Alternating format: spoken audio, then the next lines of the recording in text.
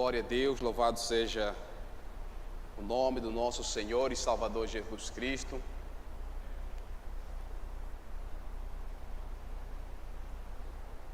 Vamos nos colocar em pé, irmãos, fazer a leitura da palavra do Senhor. Vamos abrir as nossas Bíblias no Evangelho segundo escreveu Marcos, capítulo 14.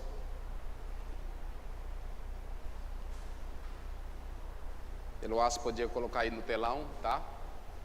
Marcos capítulo 14, versículo 32 ao versículo 42.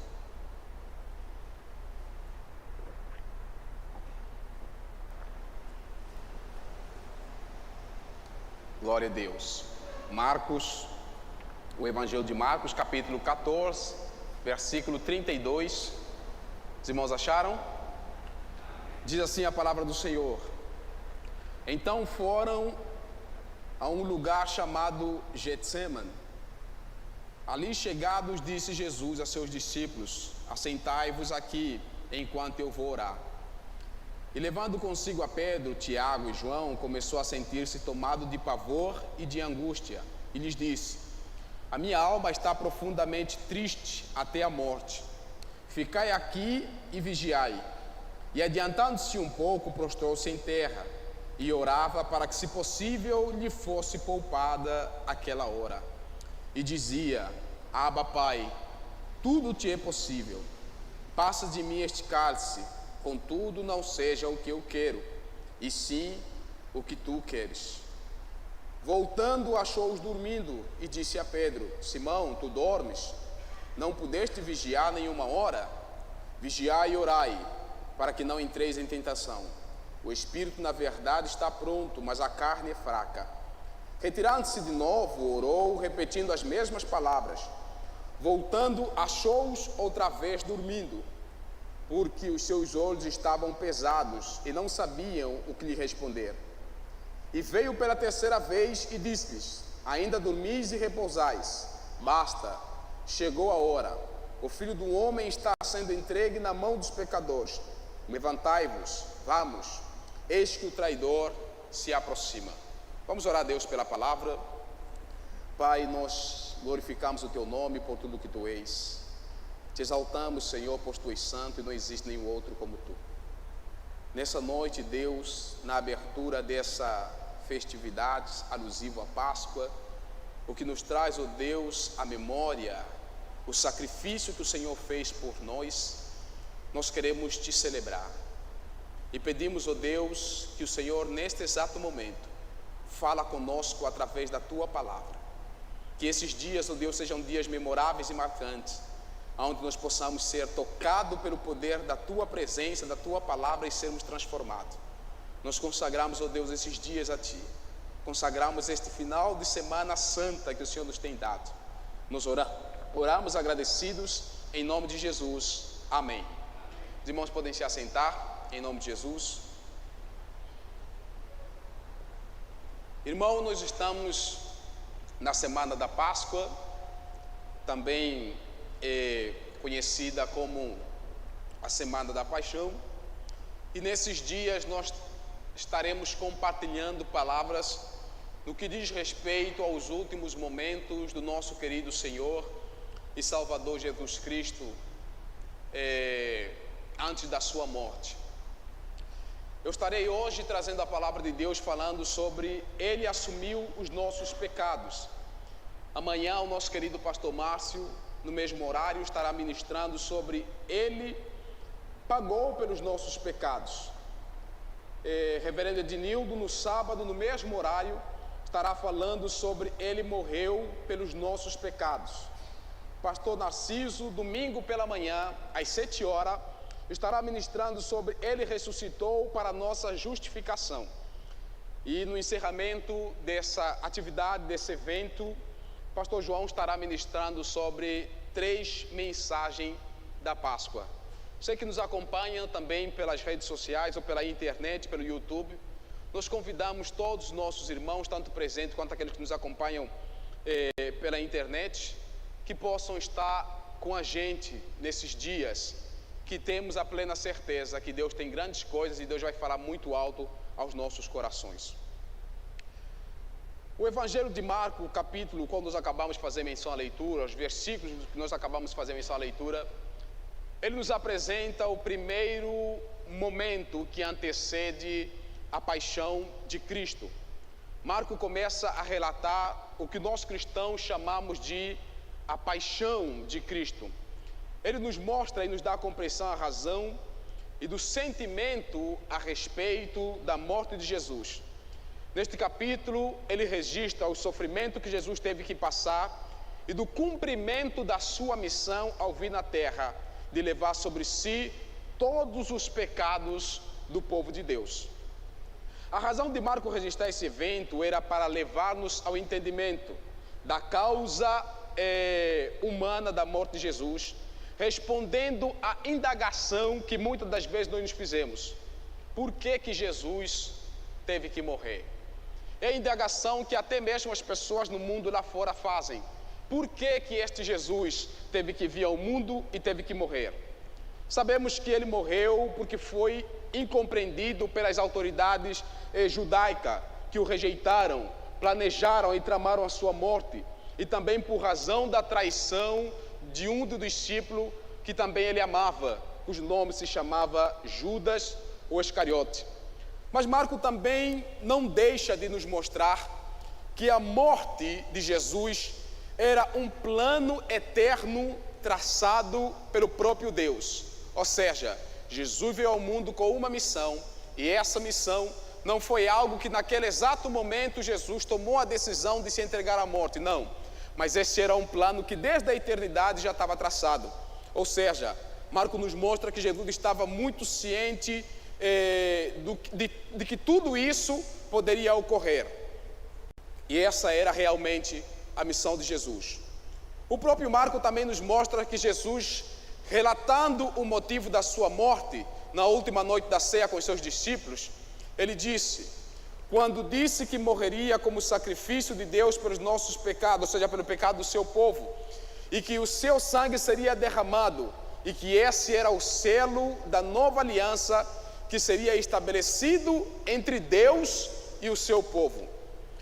Na verdade, meus irmãos, o sofrimento de Jesus Cristo, ele não começa nesse exato momento. Quando eu leio a palavra de Deus, eu consigo acreditar que o sofrimento de Jesus começa bem no momento em que Jesus vai assumir a postura humana, no momento em que ele se humilha e que ele é reduzido e ele toma a forma humana, a natureza perfeita humana dentro das suas limitações.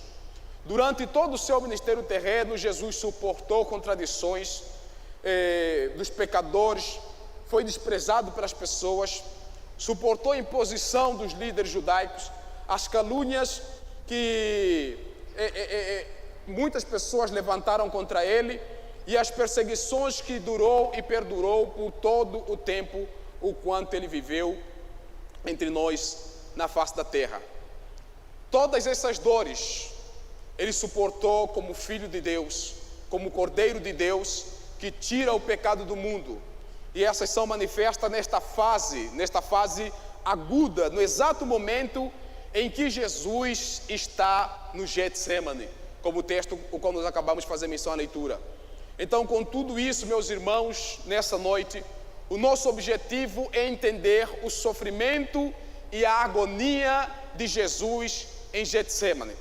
Então vamos falar um pouquinho do que realmente é esse lugar. Por que o Getsemane? Que lugar era este? Getsemane era um pequeno orquidário que ficava nas encostas dos Montes das Oliveiras. Até o dia de hoje existe uma grande contradição do verdadeiro lugar em que Jesus passa esse momento de agonia. Isso porque dentro dessas encostas do Monte das Oliveiras, existe hoje 3 lugares que são identificados como o Getsemane, como o lugar em que Jesus passa esse momento tão crucial.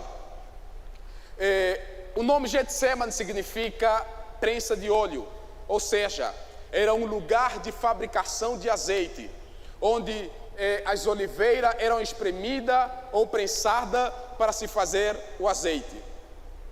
Disse que o orquidário era uma propriedade de algum conhecido de Jesus. Segundo o texto, quando Jesus diz aos seus discípulos: seguem este homem, ou seja, sigam um homem que vocês encontrarem pelo caminho, e a casa que a casa que ele entrar, digam ao dono da casa que o mestre precisa do lugar para celebrar a ceia. Alguns outros estudiosos dizem que esse mesmo lugar onde Jesus vai passar esse momento de ceia era a casa dos pais do próprio João Marcos, que escreve esse evangelho. Então, esse lugar que é o Getsemane, onde Jesus estava nesse exato momento orando, era um momento já conhecido. Inclusive, os estudiosos dizem que todas as vezes que Jesus ia para Jerusalém, o Getsemane era o lugar onde ele ia para orar. Por isso é que Judas não se preocupou em procurar muito Jesus. Ele sabia que ao anoitecer, à alta noite, Jesus estaria orando, e ele sabia muito bem o local onde Jesus estaria realmente orando. E Jesus, tendo entendimento de tudo que estava para acontecer, ele retira-se especialmente ao seu lugar habitual para orar. Ele tinha ciência que aquele era o momento mais crucial do seu ministério e da sua encarnação. Ele sabia que precisava do auxílio de Deus e do suporte em oração dos seus discípulos. E é nesse momento que ele se dirige e ele escolhe 3 dos seus discípulos, Pedro, João e Tiago. Talvez eram os melhores intercessores que Jesus tinha. E ele os chama à parte para poder, nesse exato momento, orar junto a ele. E é nesse momento em que consiste o sofrimento de Jesus naquela noite. O sofrimento de Jesus, ele também consiste, segundo o versículo de número 33, o sofrimento de Jesus nesse momento em que ele está em Getsemane orando, ele consiste no pavor, na angústia e na tristeza da morte que se avizinhava. Versículo de número 33 diz assim: e levando consigo a Pedro, Tiago e João, começou a sentir-se tomado de pavor e de angústia. E Jesus diz no versículo de número 34: a minha alma está profundamente triste até a morte. Então, dentro de tudo isso, irmãos, eu vou citar aqui 5 pontos que marcam o sofrimento e a agonia de Jesus em Getsemane.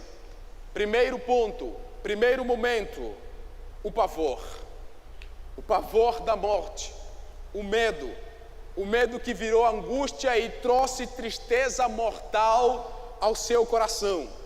Não podemos esquecer, meus amados irmãos, que Jesus Cristo, ele era perfeitamente Deus, mas também perfeitamente homem.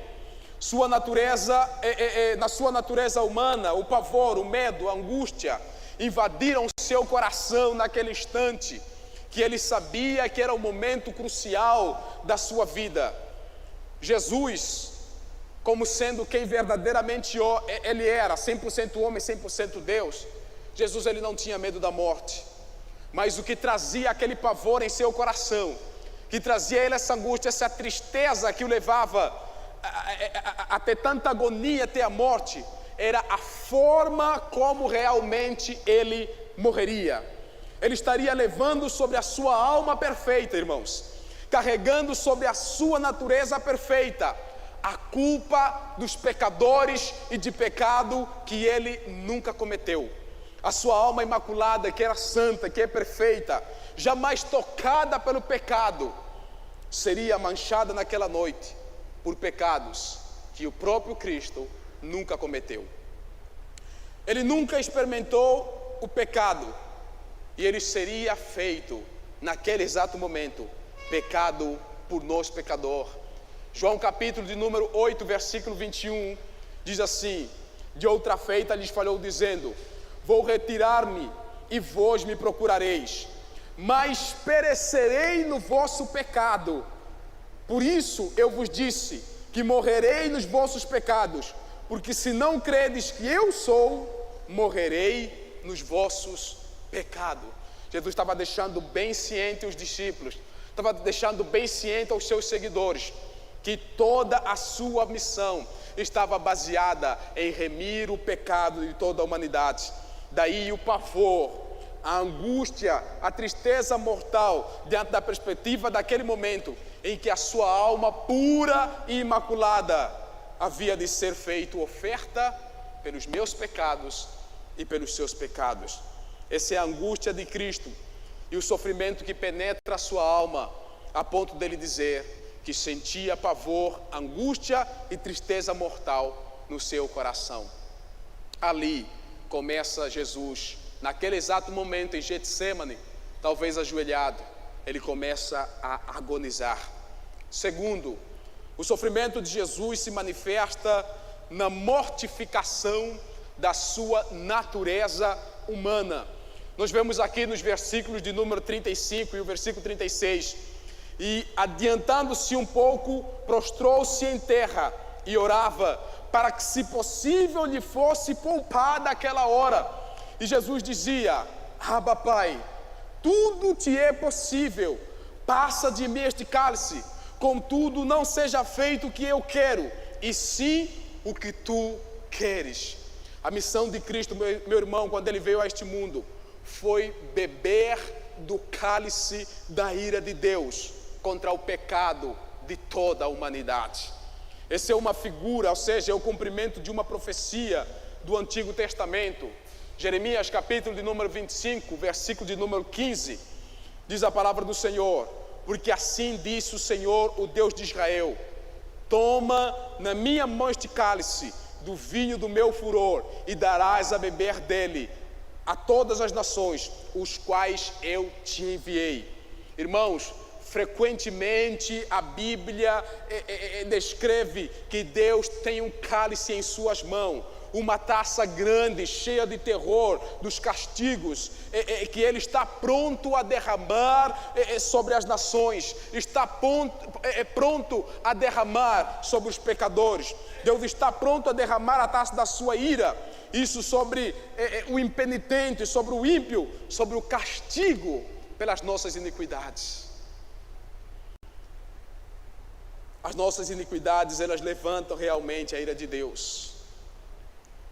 E nesse exato momento, meus irmãos, em que Jesus, em busca do conforto de Deus, ele encontra o cálice da ira de Deus. Nesse exato momento, Jesus, ele começa a cada momento a agonizar mais.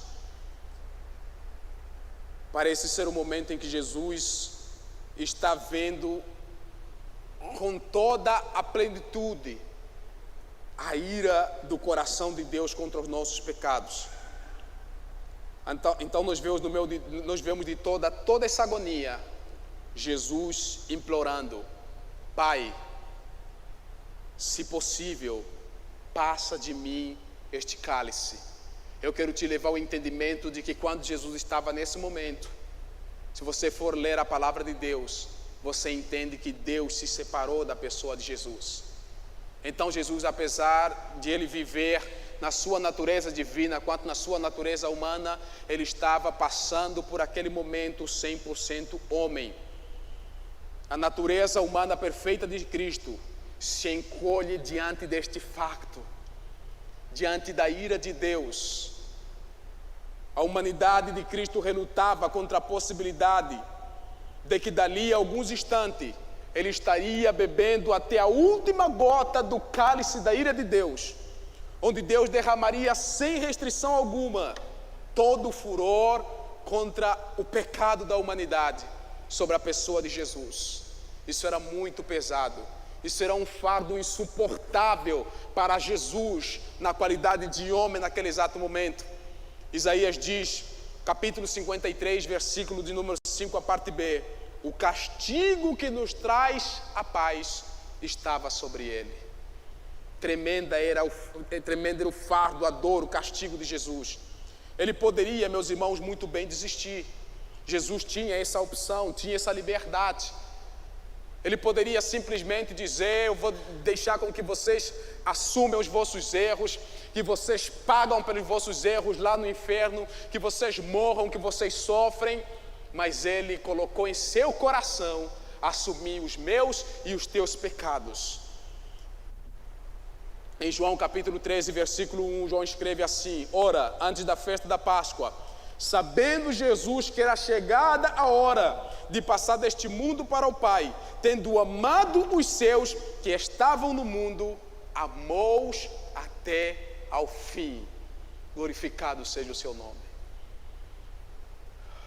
Nós poderíamos ter pago tudo isso, mas Ele nos amou até ao fim. Eu vou abrir um parênteses aqui nesse momento. Irmãos, será que você já compreendeu tudo isso a ler a tua palavra, a ler a sua Bíblia? Será que você já estudou esse livro santo e sagrado e você já compreendeu quão grande é o amor de Deus por você? Será que um dia você já teve em uma situação em que você estaria fazendo algo que te levaria a pecar contra Deus? Talvez cometendo uma injustiça, mentindo, traindo ou fazendo qualquer uma outra coisa, e naquele exato momento você olhou para si, você reconheceu quão grande é o amor de Deus pela sua vida, e você disse: eu não vou fazer tal coisa por amor a Cristo, porque eu reconheço o quanto Jesus me amou sendo eu imerecedor. Será que você já fez isso? Cristo, pelo contrário, Ele fez isso. Ele decidiu amar a mim, amar a você até ao fim.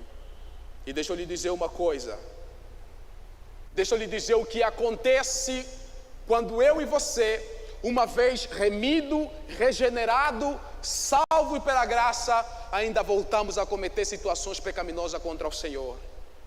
O autor aos Hebreus escreve, Hebreus capítulo número 10, versículo de número 29, de que quanto mais severo o castigo, julgai-vos será considerado digno aquele que calcou aos pés o Filho de Deus e profanou o sangue da aliança com o qual foi santificado e ultrajou o Espírito da graça. Olha o que o autor aos Hebreus está dizendo aqui.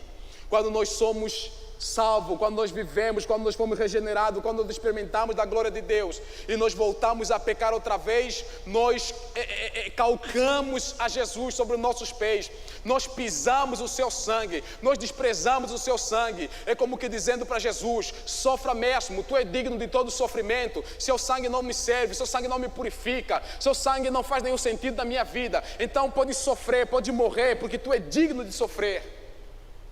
Ainda no capítulo número 6 do livro de Hebreus, versículo 6, ele diz assim: e caíram sim, é impossível outra vez renová-los para arrependimento, visto que de novo estão crucificando para si o mesmo Filho de Deus, expondo a ignomia. Ou seja, o autor aos Hebreus está dizendo que quando eu e você, mesmo sendo salvo, ainda pecamos contra Deus, é como que se tivéssemos voltado há 2000 anos atrás e recebemos aquele martelo na mão daquele soldado romano, pegando aquele prego e crucificar Jesus naquela cruz e dizer: sofra com essas dores, morra mesmo, porque tu és digno, porque a sua morte, o seu sacrifício não tem valor algum para a minha vida. É isso que acontece, meus irmãos, quando nós pecamos, sendo nós salvos pela graça.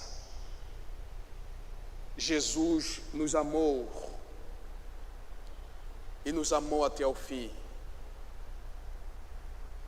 Ele disse ao Pai: seja feita a tua vontade e não a minha. É aqui onde Jesus começa a experimentar a dor da morte, quando ele se submete à vontade do Pai. E a vontade do Pai era esta: que ele bebesse o cálice até a última gota, ou seja, até a morte.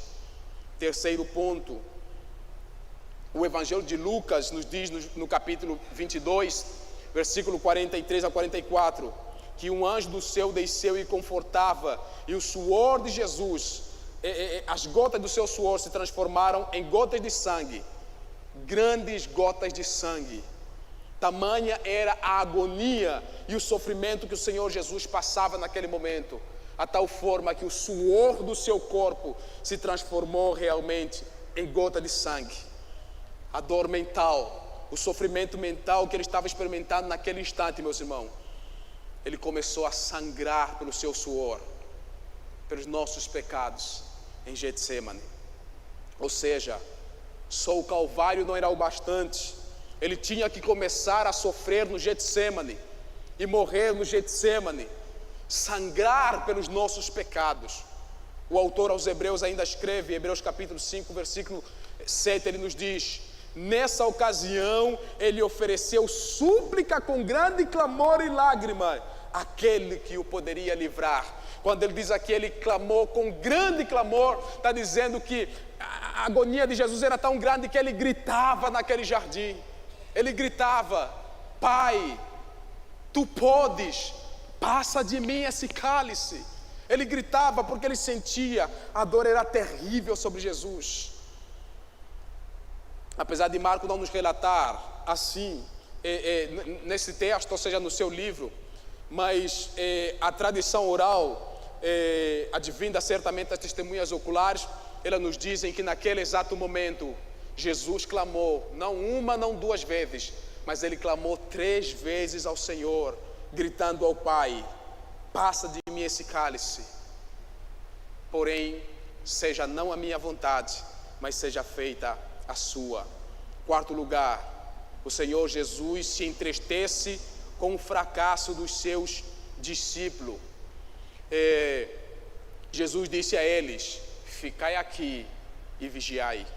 De acordo com o Evangelho de João, nós sabemos que muitas das vezes quando Jesus pregava o Evangelho, as mensagens de Jesus eram muito extensas, então provavelmente naquele momento eles estavam cansados. Só que aquele momento não era um momento para descansar, aquele era um momento crucial. Jesus precisava do suporte, da companhia. E olha, meus irmãos, que o Senhor Jesus não estava pensando nas orações dos discípulos em favor dele, muito pelo contrário, mas pelo momento que estava por vir. Aquele era um momento de aprovação. Versículo 37 diz que Jesus, se dirigindo a Simão, disse: tu dormes, tu não podes vigiar nem sequer 1 hora. A palavra vigiar nesse texto aqui significa estar acordado ou estar em alerta, interceder diante de Deus. E por que Jesus se dirige a Simão? Por que Jesus se dirige aos apóstolos? Porque ele sabia que aquele era o momento que lhes seria tirado do mestre. Então eles passariam por muitas situações difíceis. E Jesus se dirige especificamente a Simão, porque Simão foi um homem que se levantou anteriormente. E nós temos registrado de que quando Jesus anunciou que havia de morrer, que os seus discípulos haviam de o abandonar, versículo de número 29, Simão disse: ainda que todos se escandalizam, eu jamais me escandalizarei. Todo mundo pode até te abandonar. Pedro estava dizendo: eu jamais vou te abandonar. No versículo 31 diz que Pedro insistia com veemência, dizendo: ainda que me seja necessário morrer contigo, de nenhum modo te negarei. E o versículo termina dizendo o seguinte: assim disseram todos. Porém foi Pedro o primeiro a dizer que jamais trairia Jesus. E agora, quando chega o momento, Pedro estava cansado e não conseguia vigiar nem sequer 1 hora com o Senhor. Nem ele, nem os que com ele estavam. Eu acredito, meus irmãos, que entre as dores mais cruciais que Jesus sentiu nesse exato momento de oração em Getsemane, uma das maiores dores foi ver o fracasso daqueles que por 3 anos ele andou discipulando e ensinando, e que no momento da maior aprovação eles fracassaram. Aquela era a hora precisa para orar pela fraqueza da carne, para que eles pudessem prevalecer as aprovações, as lutas que advinham. Em quinto lugar, nós vemos que o sofrimento de Jesus, ou seja, nós vemos o sofrimento de Jesus diante da expectativa de que ele, o Filho do Homem, vai ser entregue na mão dos pecadores. Ficam muito atentos nesse quinto ponto. No versículo 41, ele diz, no final: chegou a hora, o Filho do Homem está sendo entregue na mão dos pecadores. Jesus, ele é o Filho do Homem, ou seja, o Filho de Deus, o Senhor de tudo e de todos. o Filho de Deus, o encarnado, o Redentor, o Salvador, o Messias de Israel,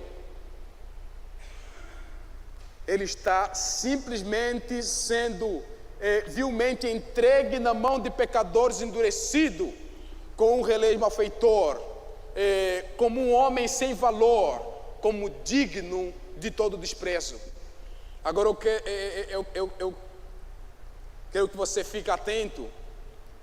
João escreve no capítulo de número 1, versículo 11, ele diz assim: ele veio para o que era seu, porém os seus não o receberam.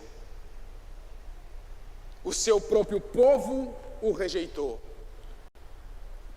Jesus, que era um homem justo, foi entregue à morte pelos injustos. Jesus, que era puro e santo, foi acusado, perseguido, julgado e morto pelos ímpios. E isso entregue pelos seus próprios filhos, por aquele que era o seu. Que sofrimento era para Jesus, para aquele que era o Rei da Glória, o Senhor do Senhor, ao vir a esse mundo e ser rejeitado pelos seus. Sexto e último ponto: a agonia de ser preso pelos líderes do seu próprio povo. Versículo 33. Passa um pouquinho do texto que eu li, mas eu precisava trazer esse texto aqui e compartilhar com os irmãos. Eu achei muito interessante. O versículo de número 33 diz que ele estava falando quando chegou Judas, e com ele vindo da parte dos príncipes, sacerdotes e escribas e anciões, uma turba com grande espada e porretes. Olha aqui, meus irmãos, ele coloca uma lista, Marcos coloca uma lista. Ele diz que toda essa multidão veio sendo mandado por sacerdotes, pelos escribas e pelos anciãos. Esses eram o que compunham o sinédrio, que eram a autoridade religiosa do povo de Israel. A ordem da prisão preventiva de Jesus foi decretada pelo sinédrio. E, irmãos, eles estavam completamente furiosos. Eu, inclusive, quando eu fiquei lendo esse texto, Pastor João, eu fiquei pensando, me parecendo que nessa época de Páscoa, como de costume era feito na abertura, o sacrifício de um cordeiro, parece que Cristo Jesus foi o próprio Cordeiro de Deus e não houve mais sacrifício nenhum, porque nem os próprios sacerdotes estavam para participar da própria festa da Páscoa. Todo mundo, todo final de semana, estavam todo tumultuado nesse assunto de acabar totalmente com a vida e com o ministério de Jesus. Marcos nos revela que houve uma turba com espada e com porretes. Agora presta atenção, quando a Bíblia nos vem dizer que havia uma turba com espada e porrete, isso, Marcos vem nos mostrar a gravidade da fúria que havia naqueles líderes religiosos dos judeus. Eles conseguiram uma guarda da corte romana para ir prender Jesus, só que isso não foi suficiente para eles. Eles estavam caminhando e todas as pessoas que eles encontravam pelo caminho, segundo os historiadores, quando fala dessa turba de pessoas que estavam com espada, estavam com porrete, é como que eles passando pelo caminho, indo atrás de Jesus e dizendo assim: vem com a gente, vamos prender o malfeitor, vamos matar o malfeitor. E todo mundo que vinha pegava tudo que tinha para acabar com a vida de Jesus. Tamanha era a ira dos homens, era a raiva dos homens, desses sacerdotes, desses líderes, para acabar com a pessoa de Jesus. E Jesus estava no Getsemane, irmão, orando, e ele sabia que tudo isso iria acontecer com ele. Ele sabia que tamanha era a fúria daqueles, Gustavo, que ele amou, que ele estava dando a vida por eles. Eu fico pensando na dor de Jesus ao ser rejeitado pelos líderes do seu povo. A minha e a sua salvação, irmãos, ele custou um alto preço. A minha e a sua salvação foi um grande sacrifício. Para concluir, dentro disso aqui surge uma pergunta: por que tinha que ser esse momento em Getsemane? Ou seja, por que Jesus não foi simplesmente preso no momento da ceia e foi levado, preso e crucificado e acabasse a cena e pronto? Por que Jesus tinha que ir para o Getsemane e passar por toda aquela agonia? Primeiro, porque tinha que ficar claro que a obediência de Jesus era a vontade de Deus. Ele foi ao Getsemane para buscar um conforto, para orar a Deus. E ele não encontrou o amparo de Deus. Ele encontrou o cálice da ira de Deus por toda a humanidade. Segundo, Jesus tinha que passar por essa agonia, por esse sofrimento. Ele tinha que começar a morrer em Getsemane para mostrar que todo o seu sacrifício, tudo que ele fez, foi uma entrega voluntária. Como Isaías escreve: a quem enviarei e quem há de ir por mim? E o Filho de Deus levanta-se, eis-me aqui, envia-me a mim. Ele, por livre e espontânea vontade, decidiu se entregar. Ele nos amou e nos amou até o fim. Jesus, por último lugar, Jesus escolheu nos amar. E é por isso que ele não rejeitou diante de tantas situações, de um momento tão difícil. É por isso que não resta mais inferno para aqueles que creem em Cristo. Não existe mais condenação para aqueles que estão em Cristo Jesus. Ele nos amou. Vamos louvar ao Senhor.